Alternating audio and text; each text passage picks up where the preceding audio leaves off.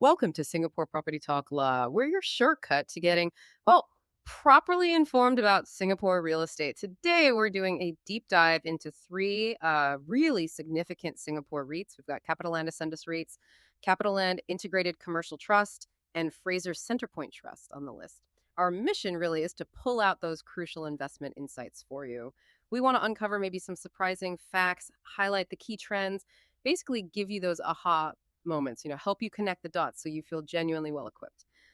Okay, but before we jump right in, just a quick reminder, if you find this useful, please do give this deep dive a like and subscribe to the channel. That way you definitely won't miss our latest explorations. Promise we'll keep them coming. Right then, let's unpack our first one, CapitaLand Ascendas REIT, or CLAR.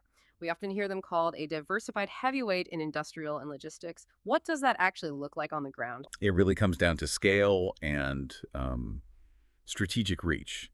As of FY 2024, their total portfolio hit $16.76 billion. That's huge.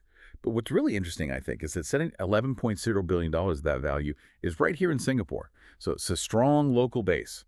And the diversification is real business base, life sciences, industrial data centers, logistics properties. It's not just Singapore either. They've got assets across Australia, the US, and the UK Europe. It's a deliberate spread, managing risk, chasing opportunities globally. Okay. That leads nicely into their portfolio management. It's not just about buying, is it? They seem quite active on the selling side, too. I saw in FY 2024 they sold 4 logistics properties, Australia and Singapore, for $177 million. But here's where it gets really interesting for investors. The premium was around 38%. That's, what, $39.1 million above valuation? Exactly. A 38% premium is definitely something to note. Yeah, it's impressive. What does that signal, do you think? A strategic shift or maybe just smart timing? Or are they unlocking value the market missed? That's a really sharp observation. It suggests a few things, actually. First, yes, strong asset management. They know how to find that hidden value. But strategically, it does point to a very keen eye for market timing. They saw strong demand for those specific assets then, and they capitalized. That frees up capital, right? Capital they can then reinvest into potentially higher growth areas, think specialized industrial, or more data centers, perhaps. So it's less a huge pivot, more like continuous dynamic tweaking, optimization, really. Okay, optimizing. And that ties into their redevelopment work, too. Absolutely. That's the other side of the coin. It's crucial for keeping the portfolio modern and competitive. They've got $679.8 million in ongoing redevelopments right now. Take Logias Hub at Clementi. They're turning a pretty standard 4-story warehouse into a modern 7-story ramp-up logistics facility. The gross floor area increase is massive, 122%. That's designed to generate completely new income streams, significantly boosting that asset's value long-term. Wow, 122%. Yeah. And it's not just the huge projects. Smaller things, too, like the $2.4 million refurb at Pacific Tech Center. Upgraded finishes, aircon in common areas. It seems minor, maybe, but it helps keep tenants happy and attracts new ones. It all adds up. Right. It all contributes. But we do have to address the headline number. The reported negative 15.2% capital appreciation for FY 2024. How should we, frame that, especially with all the positive strategic moves you've mentioned? That's a fair point, and context is key here. If you look closer, the overall portfolio value actually held steady year on year at $16.76 billion. So that negative 15.2% figure needs unpacking. See, their Singapore portfolio actually went up in value by 2.3%. That positive movement here helped cushion the decreases they saw overseas. The U.S. was down about 6.6%, Australia down 4.5%. And why the drops there? Mainly higher capitalization rates used by the valuers in FY 2024. Okay, so higher cap rates mean valuers think investors want a higher return for the risk, pushing down the property's paper value. Exactly. It's a direct reflection of the tighter interest rate environment and maybe a bit more caution, particularly in those overseas markets at that time. So, yeah, some headwinds abroad, but local strength provided a buffer. Looking ahead, the 2025 outlook seems stable, maybe modest growth, which CLAR seems geared up to navigate. Okay, makes sense. CLAR is clearly playing a global game, but with strong Singapore roots. Let's pivot now. Let's talk about CapitaLand Integrated Commercial Trust, CICT, Singapore's first and largest REIT, market cap's $14.1 billion end of last year. Known for integrated commercial developments, how does their strategy compare? It feels much more Singapore-centric. It absolutely is. And what's fascinating with CICT is how they've really solidified that position. Their total property value grew 6.2% year on year to hit $26.0 billion in FY 2024. And get this, 94.5% of that value is right here in Singapore. Their focus is very clear. Prime downtown retail, busy suburban retail, plus a strong portfolio of office properties. It's a balanced local mix that allows them to tap into different segments here and build resilience against, economic shifts. They're really leveraging Singapore's stability. And they've been busy strategically, too. The Ion Orchard acquisition stands out, consolidating that prime downtown spot. But then they also divested 21 Collier Quay for a hefty $688 million.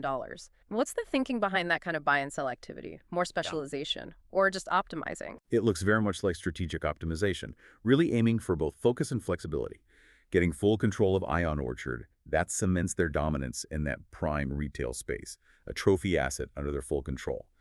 Selling 21 Collier Quay, though a good asset, was well-timed. It gave them crucial cash. That cash provided flexibility primarily to pay down debt. They managed to get their aggregate leverage down to a pretty healthy 38.5% by year-end FY 2024. It was 39.9% before that. Okay, so reducing debt creates more financial breathing room. Precisely. More headroom for other opportunities or just to strengthen the balance sheet, which is smart in a rising rate environment. So yeah, they are shaping the portfolio, but also making their financial structure more robust and agile. And you see the results, right? Net property income was up 3.4% year-on-year to over $1.15 billion. Distributable income up 5.1% to $752.2 million in FY 2024. Those strategic moves definitely helped. Alongside solid operations, their balance sheet looks strong too. Average debt cost at 3.6%, and importantly, 81% of their debt is fixed rate. 81% fixed rate. That provides a lot of insulation from rate hikes. A huge amount, yes. Yeah. Very prudent financial management. It sounds like they're not just shuffling assets either, but really digging into improving existing ones, like the IMM building revitalization. That seems like a big undertaking. It is. That $48 million project at IMM is a great example of active asset enhancement. They're targeting an 8% return on that investment. Yeah. The goal is clear. Bring in more outlet offerings, really strengthen its position as the regional outlet destination mall. So it's about enhancing the appeal and drawing power. Exactly. Like upgrading a restaurant new menu, better ambiance to pull in new crowds and keep the regulars happy. It's about driving footfall for their tenants. And on leasing, they're adapting too, like partnering with FlexSpace operators in their Sydney offices to meet changing work styles. Plus, their overall retail tenant retention is a solid 84.5%, and they have an average gross turnover rent component of about 7%. Gross turnover rent, meaning they get a slice of the tenant's sales success. That's right. It aligns their interests and shows the underlying health of the retail activity in their malls. It's a good sign when that number is healthy. Very interesting. So CICT is balancing those big strategic moves with really focused operational improvements. Okay, let's shift gears again. While CLAR looks global and CICT mixes commercial and retail, our third REIT, Frasers Centrepoint Trust FCT, has this laser focus on Singapore's suburban retail. What makes that particular niche so strong right now? FCT really demonstrates the power of focus, doesn't it? A key move underlining this was back in January 2024. They bought an additional 24.5% stake in Negus Mall for $523.1 million. That brought their effective interest up to 50%. Now, that wasn't just buying more real estate. It was a very strategic move. It significantly bolsters their leadership in prime suburban retail. It also diversifies their income base within that segment and, boosts the overall portfolio resilience. Negus is a huge draw, and having a bigger say makes sense. Right, a 50% stake gives them much more influence. And operationally, things look pretty stellar, too. Their 1Q FY24 update showed, 99.9% committed occupancy across the entire retail portfolio, every mall over 99%. That sounds almost unbelievable. It is incredibly strong, almost fully leased across the board. Plus, they finished the enhancement works at Tampines 1 last August, bringing in 68 new retailers, focusing a lot on homegrown brands. What does that near-perfect occupancy and the focus on local brands tell us about the health of suburban retail? It signals exceptional strength and, crucially, a deep connection with their shoppers. That kind of occupancy shows massive demand for space in their malls. It reflects strong foot traffic, strong consumer spending in those heartland areas. People are clearly visiting and shopping. And the focus on homegrown brands like at Tampines 1, that's smart. It taps into local pride, supports local entrepreneurs, and gives them all a unique flavor. Differentiates them. Exactly. It makes the mall feel more like part of the community, not just another generic shopping center. It shows that well-run, well-located suburban malls are definitely thriving. Now, financially, yes, higher interest rates did push up net non-property expenses by about 6.7%. That's expected. But the manager is aiming to keep the average cost of borrowing around the low 4.0% mark for FY25. They're doing that through active cost management and operations, and using hedging strategies for energy costs, for instance, being proactive. Which is vital in this environment, right? Protecting the income available for distribution. Absolutely key. Shows prudent financial stewardship. Okay, this brings up a really interesting point for you, our listener.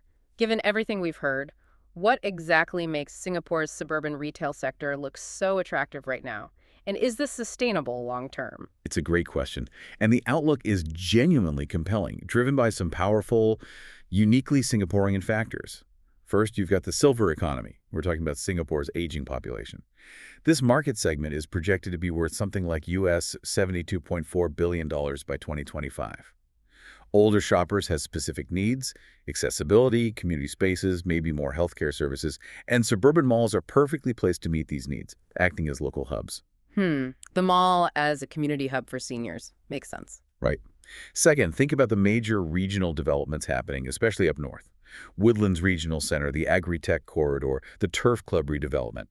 These are huge government-backed initiatives. They're going to bring more people, more jobs, more activity to these areas over the long term. That means a bigger catchment and more foot traffic for FCT malls like Causeway Point and North Point City. So, built-in growth drivers. Exactly. Long-term tailwinds. And beyond that, FCT has a strong ESG angle too.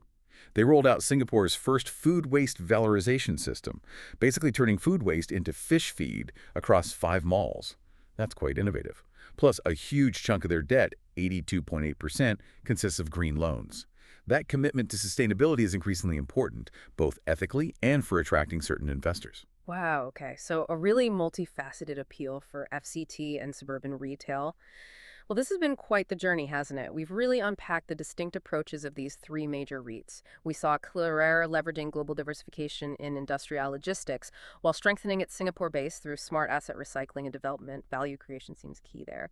Then CICT enhancing its very Singapore-focused integrated portfolio retail and commercial using acquisitions and divestments to boost income and strengthen the balance sheet. And finally, FCT really doubling down on its suburban retail dominance, tapping into future growth drivers like the silver economy and regional development, plus leading on sustainability. It really highlights the different paths to resilience and growth, doesn't it?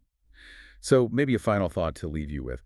Considering these distinct strategies, CLAR's global reach and optimization, CICT's integrated local focus, FCT's hyperlocal suburban bet, coupled with sustainability, what new dimensions does this bring to how you might assess the long-term resilience and ultimately the investment potential of Singapore REITs? It goes beyond just the numbers, right? It's about foresight, adaptability, strategic fit. That's a really powerful question to ponder. It definitely encourages looking deeper than the surface. Thank you so much for joining us on this deep dive into the Singapore property market here on Singapore Property Talk Law. We truly hope this gave you some valuable takeaways and maybe a new perspective. Please don't forget to like this deep dive and subscribe so you catch all our future explorations. Thanks for listening.